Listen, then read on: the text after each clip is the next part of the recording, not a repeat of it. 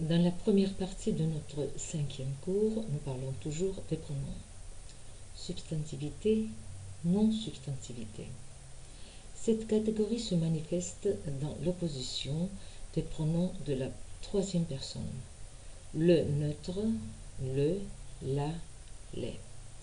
Les pronoms le, la, les servent à remplacer les noms, les substantifs, tandis que le neutre remplace les parties du discours autres que le substantif, l'adjectif, l'infinitif et même les propositions entières. Par exemple, savez-vous sa date de naissance? Je la sais. Savez-vous qu'elle est née en 1970? Je le sais. Ma voiture est prête? Elle le sera bientôt. La non-substantivité s'exprime également par les pronoms ce, cela, en, i. J'ai appris ma leçon. Elle était facile. J'appris à nager. C'est facile. Animé, inanimé. Cette catégorie se manifeste dans les oppositions suivantes. Pour les pronoms personnels, lui, i. Je lui fais confiance, c'est-à-dire à cet homme. J'y fais confiance, à ces paroles. Pronom conjoint, pronom disjoint prépositionnel. I, à lui, en, de lui. J'y pense, je pense à lui. Préposition plus pronom autonome. Adverbe, devant lui, devant, sur lui, dessus, hors de lui, dehors. Ils sont sortis hors de la ville, c'est-à-dire dehors. Hors d'elle. Faites la comparaison. Pour les pronoms démonstratifs, cela, ceci, ne peuvent pas remplacer les noms animés. Pour les pronoms relatifs, à qui renvoie seulement aux personnes, ce qui est impossible pour à quoi. Pour les pronoms interrogatifs, qui, à qui, sont toujours animés, que, à quoi, ne le sont jamais. Pour les pronoms indéfinis, cette catégorie se manifeste dans l'opposition personne, quelqu'un, rien, quelque chose. En général, il faut remarquer que la catégorie animé-inanimé se manifeste d'une façon très irrégulière dans le système des pronoms français. Détermination. Cette catégorie est propre à ceux des pronoms qui possèdent la catégorie substantivité. Elle se manifeste dans l'opposition en indéterminé, le, la, les déterminés. Exemple. Je vois ces enfants, je les vois. Je vois des enfants, j'en vois. Dans le groupe des pronoms relatifs, l'opposition que, dont peut exprimer la totalité, la partitivité. Le fromage que j'ai tout mangé, du fromage dont j'ai mangé. Maintenant le genre. Pour les pronoms personnels, la catégorie du genre est classificatoire. Il, elle, le, la, lui, elle, il, elle au pluriel, eux, elle, à lui, à elle. Pour les autres groupes des pronoms, elle est modificatoire.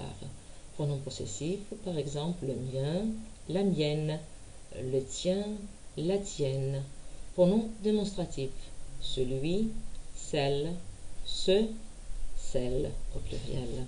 Pronom relatif, lequel, laquelle, auquel, à laquelle.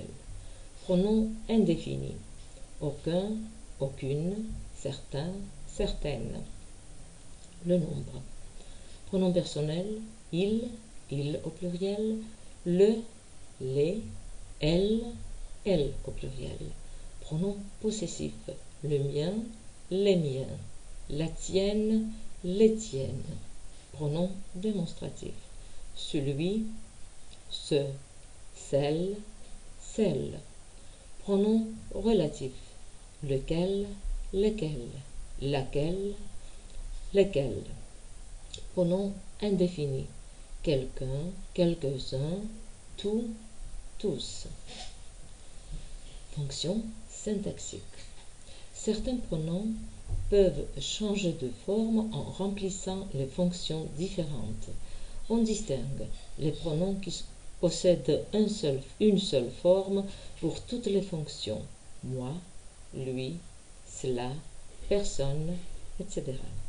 Les rapports syntaxiques s'expriment dans ce cas à l'aide des prépositions, de l'ordre des mots. Personne ne le sait, sujet dans ce cas. Je ne connais personne ici, objet direct. Je ne pense à personne, objet indirect. Les pronoms qui n'ont qu'une forme et remplissent toujours une même fonction, on, soi. Les pronoms qui possèdent deux formes, celle du sujet et celle du complément d'objet.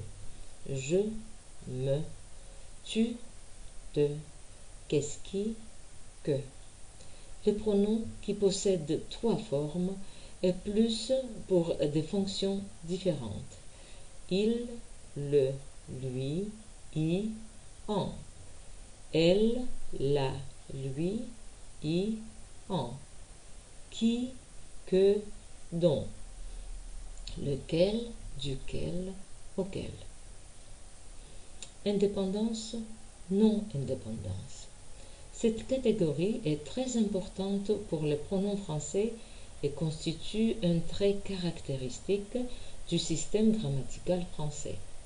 Très souvent, les pronoms possèdent deux formes, l'une desquelles est indépendante, autonome, et l'autre est non autonome, conjointe.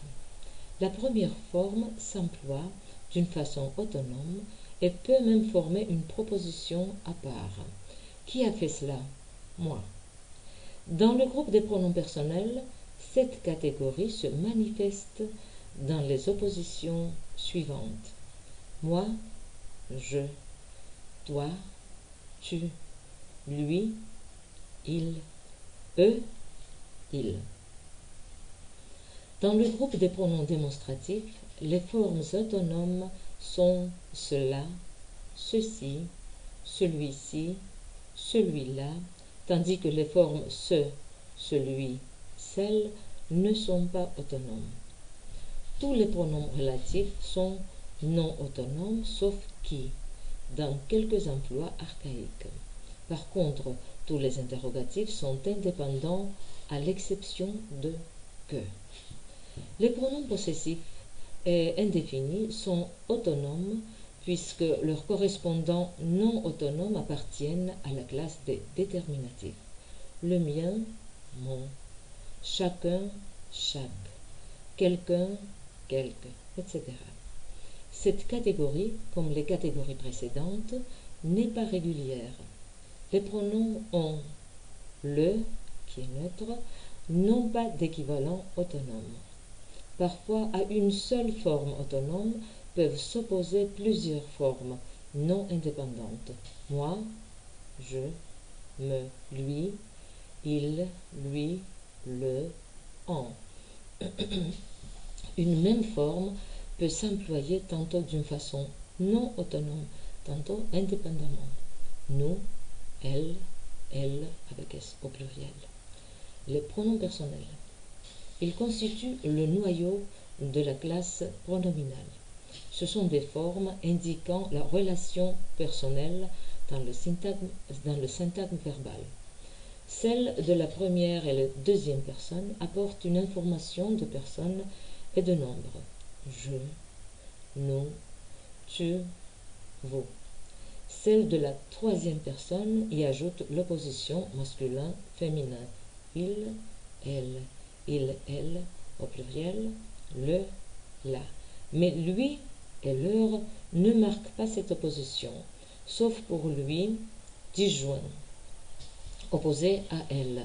Ces pronoms sont donc sans signification lexicale.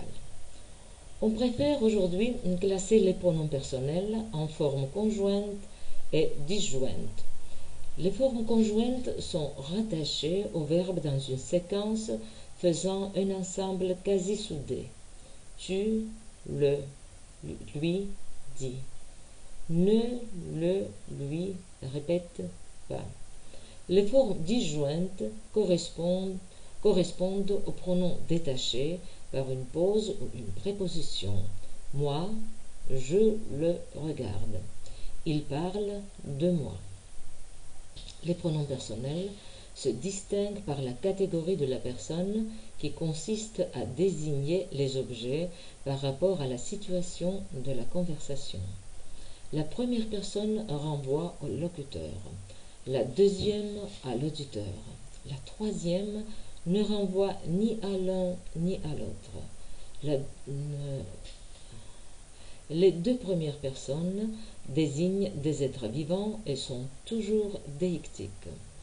Les pronoms de la troisième personne sont déictiques ou anaphoriques, animés ou inanimés. La fonction primaire des pronoms personnels est de désigner la personne avec différents degrés de détermination. On distingue la personne définie, indéfinie et son absence. La personne définie s'exprime par les pronoms de la première, deuxième, troisième personne. Mais la personne la plus définie est désignée par « je » qui renvoie à un seul sujet parlant. Les autres pronoms sont moins définis. La personne indéfinie s'exprime par le pronom « on ». On sonne à la porte, c'est-à-dire quelqu'un sonne. On entre dans la série des pronoms personnels sujets, mais en opposition à eux comme indicateur de personne zéro. C'est pourquoi nous le retrouvons dans des emplois correspondant aux autres pronoms sujets. Nous avons ici les exemples. Vous le voyez, on travaille, c'est-à-dire je travaille. Alors, on est content, c'est-à-dire tu, vous. On sort, c'est-à-dire nous. C'est la suppression de toute référence personnelle. Peuvent lui correspondre ce, soi, chacun pour soi. On se promène. La personne éliminée s'exprime par ça. Ça commence. Ça mord bien le soir.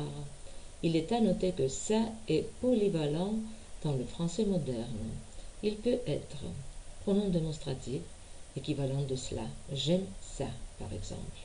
Pronom personnel animé avec une nuance de sympathie, d'ironie ou de dédain. Une bonne ça reste à sa place. Ça ne plaisante pas avec les patrons. Ça peut désigner une personne éliminée. Ça commence. Dans cet emploi, ça ne peut être remplacé par aucun autre pronom. Et ça remplace le pronom il dans le français populaire. Ça pleut. On dit au lieu de il pleut. L'impersonnalité s'exprime par le pronom il. Il pleut. Il fait beau. Il marque dans ce cas l'absence du sujet sémantique et renvoie aux différents phénomènes de la nature. Maintenant, les fonctions secondaires.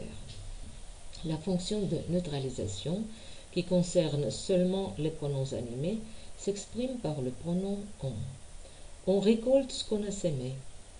On étant toujours sujet, le français emploie dans la fonction du complément d'objet les pronoms vous et nous. Quand on est inquiet, rien ne peut nous ou bien vous distraire. Dans cet emploi, on a pour équivalent les pronoms tout le monde, tous, personne ou le mot les hommes. D'autres pronoms peuvent plus rarement être utilisés en fonction de neutralisation. Je pense donc je suis. Aide-toi et le ciel t'aidera. Nous avons tous assez de force pour supporter les maux d'autrui. La fonction de transposition. Le pronom nous peut remplacer je. Cet emploi de nous s'appelle nous de modestie ou nous de majesté. Nous espérons avoir démontré dans cet ouvrage que, etc. Nous, Louis XIV du nom, roi de France et de Navarre, etc. Le pronom nous peut également remplacer vous pour exprimer des nuances affectives. Eh bien, Madame la Baronne, comment allons-nous? Les différentes nuances affectives peuvent également s'exprimer par le pronom On qui peut remplacer en français n'importe quel autre pronom personnel. Ça remplace les pronoms concrets pour exprimer une valeur généralisante. Un chat, ça ronronne. Très souvent, surtout quand ça remplace les pronoms animés, il marque l'ironie, le dédain, la sympathie, etc. Les femmes, ça bavarde, par exemple. La fonction asémantique. On, ils peuvent être employés pour des raisons purement formelles. D'ici, on voit la montagne. Il est arrivé un train. Pierre vient-il? Comment il a été dit plus haut, le pronom personnel exprime, outre la personne, toutes les catégories propres au pronom. Substantivité, non-substantivité, animé, inanimé, détermination, nombre et genre.